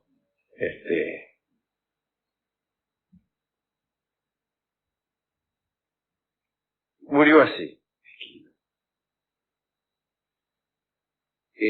Iba paseando, ya viejo, ¿no? Había tenido una vida estupenda porque había sido soldado, además. Según cuentan, estaba más orgulloso de ser soldado, de haber sido soldado, que de haber sido autor de tragedias. No sabemos cómo eran las tragedias de Esquilo, salvo 7. Y escribió 90.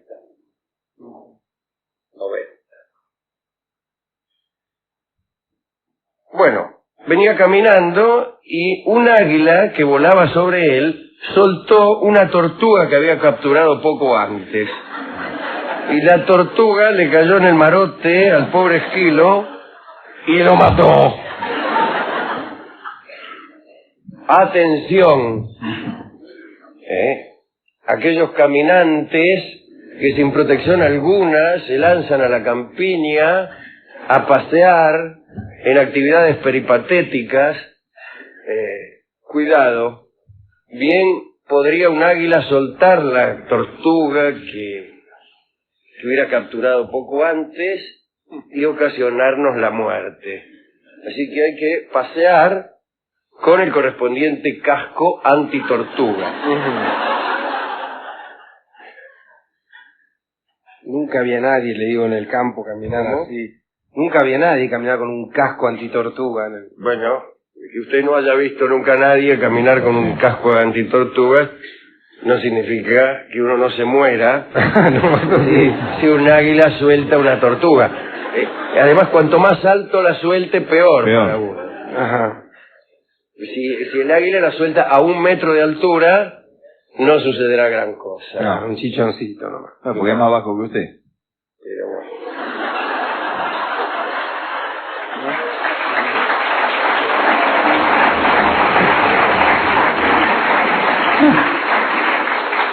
Anote entonces, segunda. Sí, de la tortuga. Tortugazo en la cabeza, Esquilo. Además, el águila, qué poca coherencia, ¿no? Porque... ¡Qué maldad! Una vez que cazaste la tortuga, pues llévatela, que te arrepentiste en el medio. Ay, la tiro ahí nomás, como tantos que tiran el sándwich de milanesa ahí en medio de la ruta. Sí, no les importa nada. Otro griego que murió en circunstancias curiosas fue Arquímedes, que fue el inventor de la palanca, como todos ustedes saben, que es una corruptela que consiste en saltear prioridades gracias a un conocido que ocupa un cargo público. En la colimba, decían, tenés palanca. Lo inventó Arquímedes. Él vivía en Sicilia, era un griego siciliano, porque Sicilia formaba parte de Grecia en aquel entonces. Parece que cuando apareció Aníbal, durante las guerras púnicas, Arquímedes estaba en la playa dibujando unos diagramas en la arena. Diagramas de esos, geométricos, que dibujan los geómetras. Y justo pasó un soldado, y el tipo le dijo, Arquímedes le dijo algo, no me pises, no sé qué teorema estaría haciendo. Claro. No me pises, es el teorema de Tales.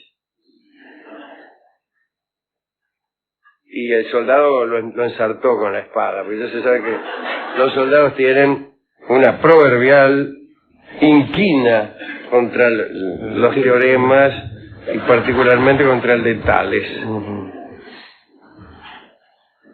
Este me gustó menos. Sí, claro, hay una voluntad. Que te mate un soldado es después de todo una muerte clásica. Y el motivo no tiene mucho que ver. Pausanias, se sabe que era un general y príncipe espartano, parece que mandaba el ejército griego en la batalla de Platea. Bueno, lo encerraron en un templo. Lo acusaron de traición por un asunto que él tenía que no viene al caso, y el tipo salió rajando y se metió dentro de un templo donde estaba prohibido matar a nadie. El templo garantizaba inmunidad al que se escondía allí. Pero los espartanos tapiaron el templo y lo dejaron encerrado adentro. No entraron, pero tapiaron el templo y ahí murió el pobre Pausanias de inanición. No dice de qué dios era el templo. Vengamos más acá en la historia. Está el Pietro Aretino, el poeta, ¿no? De Arezzo. Hacía versos chanchos, versos picarescos. Bueno, Y un día una de sus hermanas, una de las hermanas del Aretino, de Pietro Aretino, le contó un cuento picante, que acá no dice cuál, lamentablemente. Probablemente sería el del japonés que vivía al lado de un español llamado Curro. Y que se quejaba por los ladridos de los perros de este hombre que le impedían dormir de noche. O tal vez el del paisano que fue a la farmacia a comprar supositorios, o acaso el del loco del elastiquito. Bueno, el caso es que al oír aquel cuento, Pietro Aretino empezó a reírse de tal forma que se cayó de la silla y se rompió la cabeza. Anote esa muerte porque no está mal, ¿eh? Pero también deja una enseñanza, porque todo esto forma parte del propósito de este programa de cuidar a los niños y de ser prudentes. Sí. Niño, cuando te vayan a contar un cuento picante, ponte el casco, el mismo que utilizas en tus caminatas por el parque, por si las tortugas. También conviene escucharlo parado el cuento, para no caerse uno de la silla, porque uno tiende a moverse hacia atrás y a caer de risa. Me he caído de la risa, es una frase típica. Es una frase de Pietro Aretino, las últimas palabras.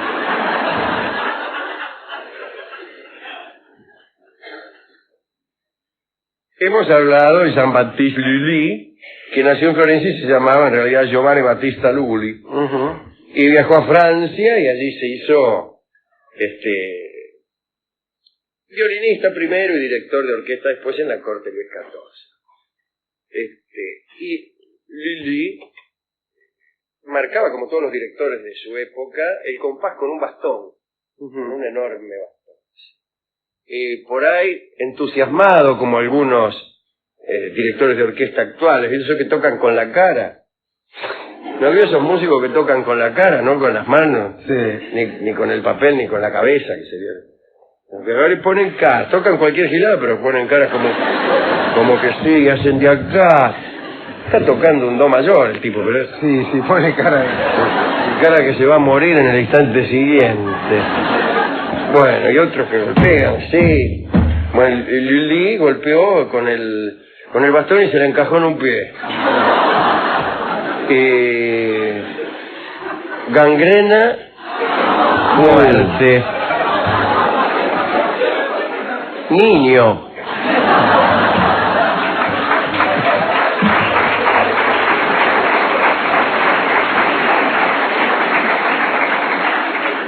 Cuando quieras marcar el compás, márcalo con el dedo. Claro. Por eso se reemplazó el bastón por la batuta, claro. Que a lo sumo te sacabas un ojo, pero...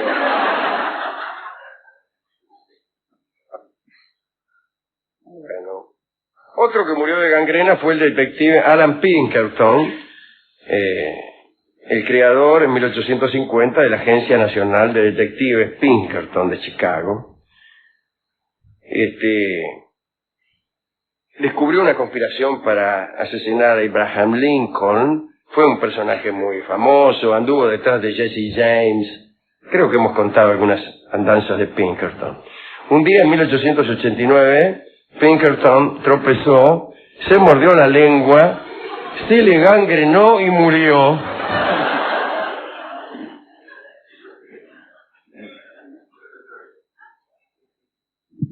Fíjese, un hombre acostumbrado a enfrentar tantos peligros, trompezó, se mordió la lengua y murió. Eso es por andar con la lengua afuera.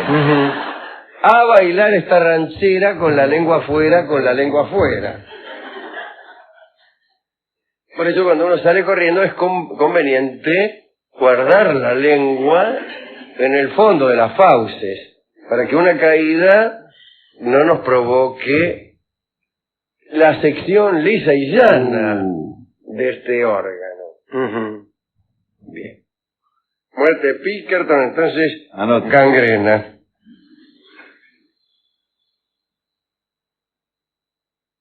Aquí está Enrique Granados, pobre, que se tiró al agua. Era un gran pianista y compositor español. Usted tal vez conozca alguna de sus obras, las goyescas son las más conocidas. Es una ópera, en verdad, pero me parece que antes era una suite, bueno, no me acuerdo.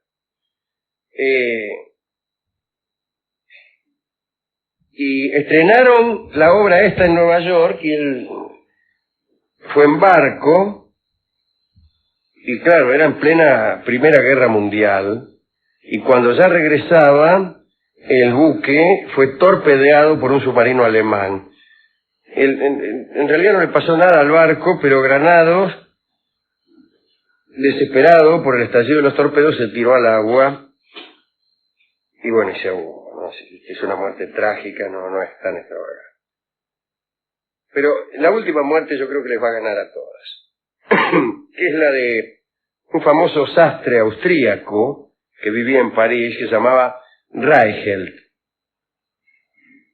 Año 1912. Reichelt se llamaba el sastre. Y este hombre había inventado una capa con la que aseguraba se podía volar.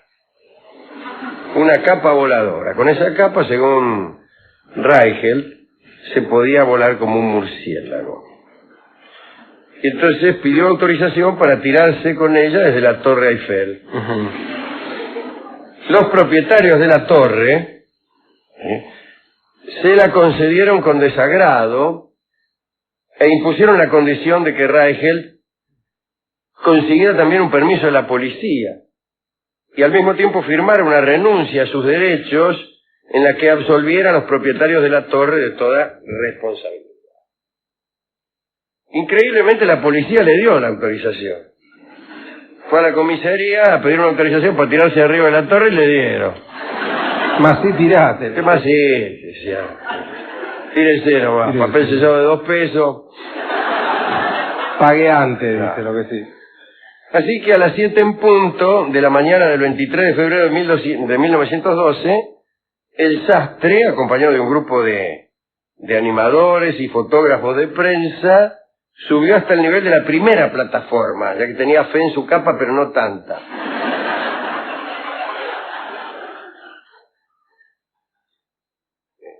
Y se tiró. La capa no sirvió. Y el sastre se hizo pomada contra el piso.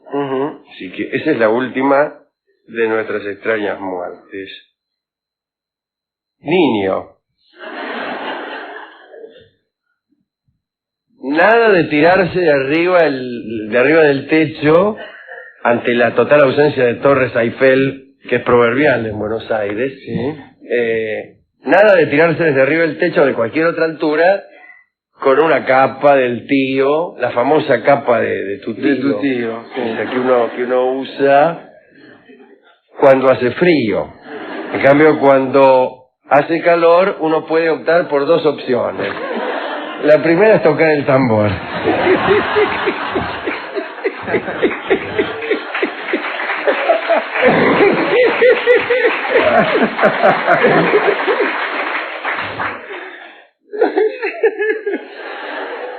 Bueno, nada de arrojarse con capas, pues las capas no vuelan, niños. Como se encargó de demostrar para siempre el sastre Reichelt. Claro, porque uno con una de esas demostraciones puede hacer 2 clases de demostraciones. O puede demostrarse que una balsa hecha de paja puede navegar el Pacífico, o puede demostrar que no puede navegar el Pacífico. Que una capa permite volar, pero también puede demostrarse que una capa no permite volar. En realidad no se demuestra nada en ningún caso, ya que el pensamiento científico no consiste en andar haciendo cosas para ver qué sucede. Correcto. Bien. Si bien la experimentación tiene su importancia, ahí van a llamar a algunos experimentalistas, etcétera. Bueno, no importa. ¿A quién dedicar esto? Bueno, a todas las víctimas de estas muertes extrañas y extravagantes. Bueno, ahora viene la pregunta, ¿cuál de todas le impresionó más o le gustó más o le resultó más extraña? A mí me resultó más extraña la de Esquilo, Sí, a mí también. la de la tortuga. El Sí, tortugazo sí. en la Es cabeza. más extraño morir de un tortugazo en la cabeza Que si uno se que tira de la Torre arrojarse Eiffel. de la Torre Eiffel, que está al alcance de cualquiera. Claro. Cualquiera puede tirarse mañana mismo de la Torre Eiffel. En cambio, uno puede andar toda la vida cacareando y mostrando la cabeza sin que ningún águila le suelte una tortuga letal. Claro.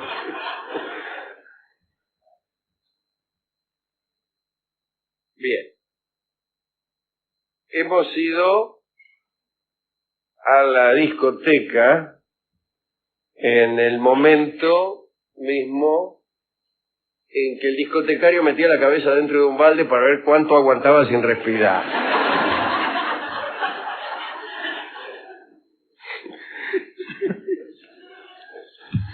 Como feneció en aquella actividad, hubimos de traer un disco de nuestra propia discoteca, disco que se llama La muerte del ángel, y que evidentemente es también una cosa muy extraña, toda vez que los ángeles tienen fama de inmortales. Esta música pertenece a don Astor Piazzolla y será interpretada por el guitarrista de este programa llamado Carlos Moscardini, uno de los tres o cuatro guitarristas de cabecera de este programa, y el único al que no hemos visto nunca personalmente, lo cual no nos impide tenerle una enorme admiración. Adelante entonces, Carlos, con La muerte del ángel de Piazzolla.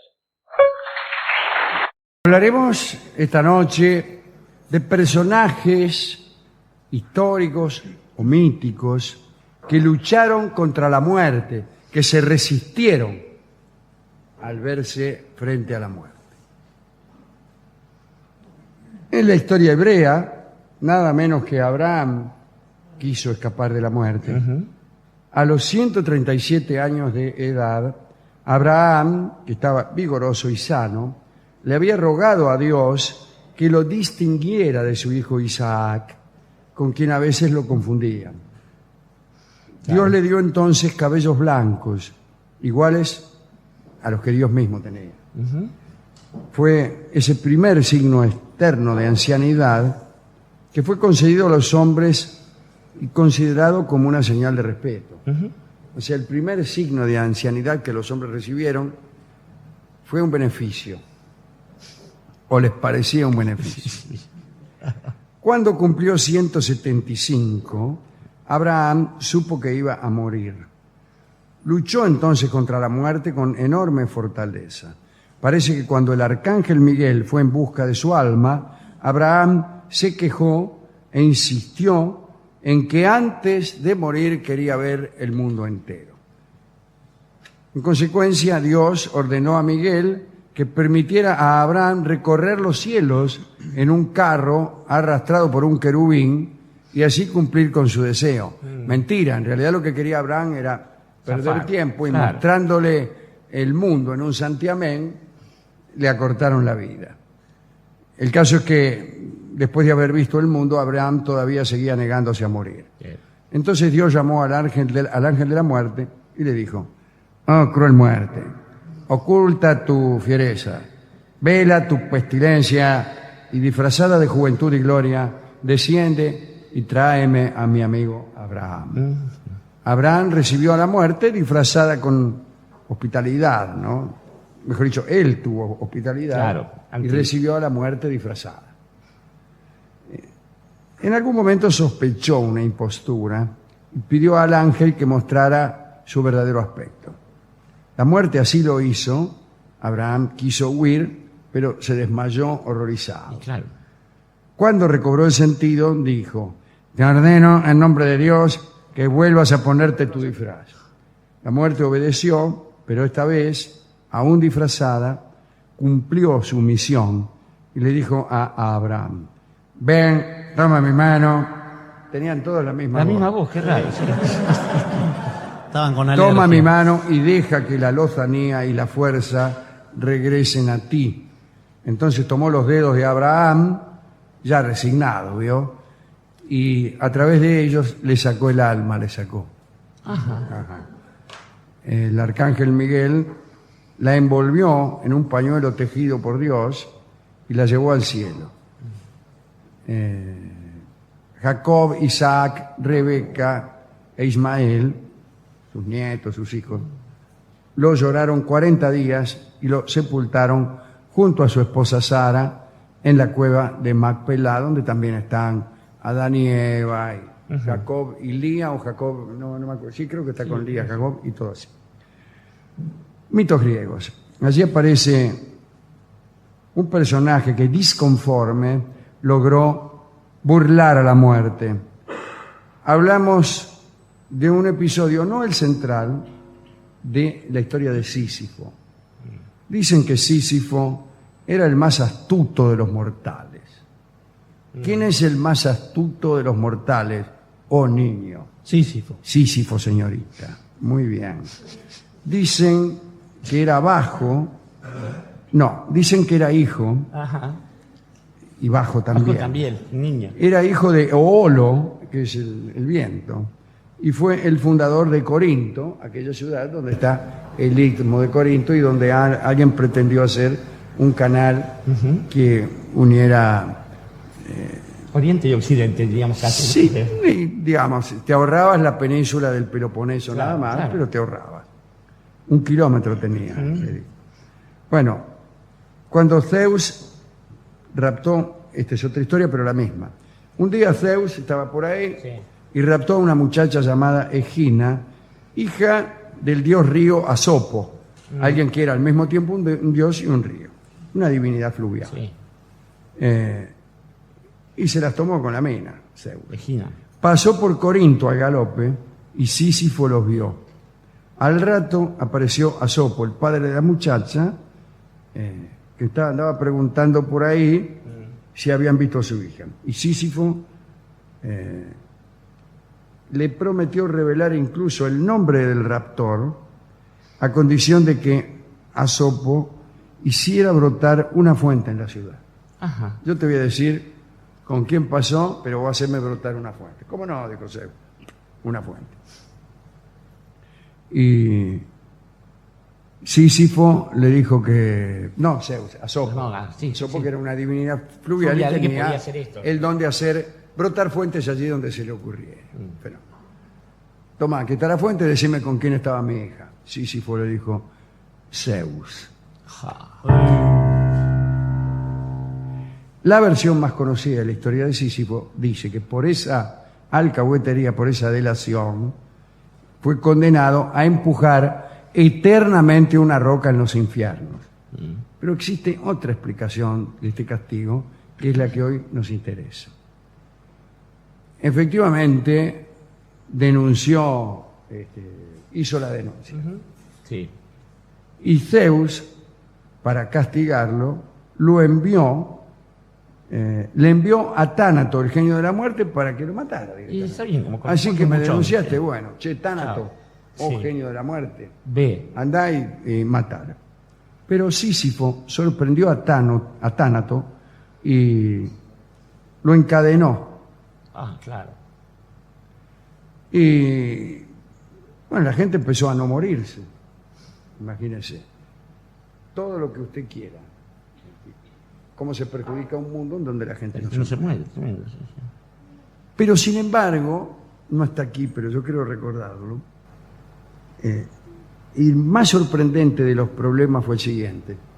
Apolo se quejó de que como no moría nadie, las guerras eran aburridas. Claro, claro, muy bien. Propio de un dios finalmente cruel como todos los dioses. Cualquiera que no se muere es cruel. Y claro, absolutamente. Incluso los dioses que no se mueren. ¿viste? Por eso, y especialmente los dioses. Entonces le hablaron a Zeus. Che, dice, ¿qué pasa? Aquí no se muere nadie. No sería la primera vez que ocurriría esto, porque el mismo problema tuvo cuando Asclepio curaba todas las enfermedades y nadie se moría. Otra vez. Así la pagó, claro. ¿Qué pasa? No, que... Hay un tipo, Esculapio. Hay un tipo que se llama Malthus. No, digo... lo que sea. Entonces Zeus intervino y obligó a Sísifo a liberar a Tánato para que el genio pudiese seguir cumpliendo su misión. Sísifo accedió, pero tenía otros planes. ¿Qué tipo? Sí. Desde luego, la primera víctima de Tánato liberado fue naturalmente Sísifo. Lo largó así, ¡pum!, lo mató. Pero en vez de resignarse, Sísifo, antes de morir, ordenó en secreto a su esposa que no le tributase honores fúnebres. Escúchame, Catalina, le dijo, no me tributes honores fúnebres. Cuando llegó al infierno, Hades preguntó por qué Sísifo no se había presentado de la manera adecuada. Claro. Y Sísifo se quejó de la impiedad de su mujer. ¿Vio? Dice, ¿Cómo fue puede ser? mi mujer que no me rendió honra fúnebre y tengo que venir aquí flojo de papel. Claro. Como tanta gente. Y haciéndose el indignado, obtuvo de Hades permiso para volver a la tierra a castigar a su mujer. Horror de horrores, horror de sociedad machista. Machista, claro. Es un Que hasta cuestión para de castigar a tu género. mujer te dejaban volver de la muerte. Claro. Esto ya no Una pasa. vez en la tierra, Sísifo no castigó a su mujer, más que nada porque él mismo era el que le había dicho que no le tributara honra fúnebre. Y desde luego no volvió a los infiernos. Y sí, más bien. Y vivió hasta una edad muy avanzada, pero cuando murió definitivamente, Hades quiso impedir una nueva evasión y le ordenó una tarea que no le dejara tiempo ni posibilidad de huir. Y no era otra que aquella famosa tarea de empujar una piedra hasta la cumbre de un monte y cuando la roca, impelida por su propio peso, volvía a caer, Sísifo debía comenzar otra vez su trabajo. Me gusta más esta, sí. Es más lindo. Tiene más consistencia, está bien. Está muy bien.